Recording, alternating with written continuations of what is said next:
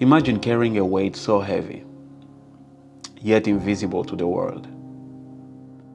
In Africa, countless individuals bear the silent burden of grief, a pain often unacknowledged or misunderstood. Today we delve into how grief profoundly affects mental health across the continent.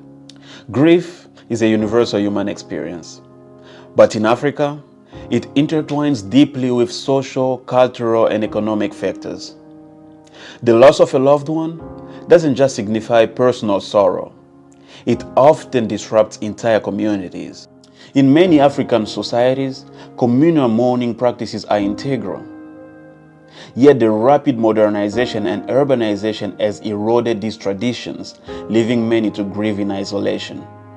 Unaddressed grief can lead to severe mental health issues, including depression, anxiety, and prolonged grief disorder.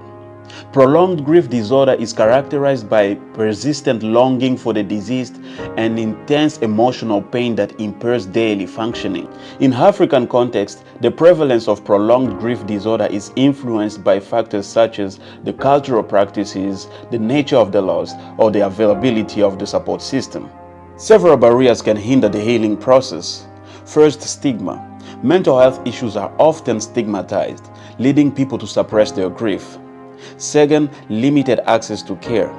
Africa has the lowest mental health workforce globally, with a radiant of 0.9% of mental health workers per 100,000 people. And lastly, the cultural expectation. Societal norms may discourage open expression of grief, especially among men, leading to internalized pain. Despite these challenges, there are avenues for support. Community-based intervention. Organizations like Phola in South Africa employ culturally sensitive therapy sessions to help individuals reframe their traumatic experiences. Peer support network. Training community members to provide psychosocial support can bridge the gap in mental health services. Public awareness campaign. Educating communities about the importance of mental health can reduce stigma and encourage individuals to seek help.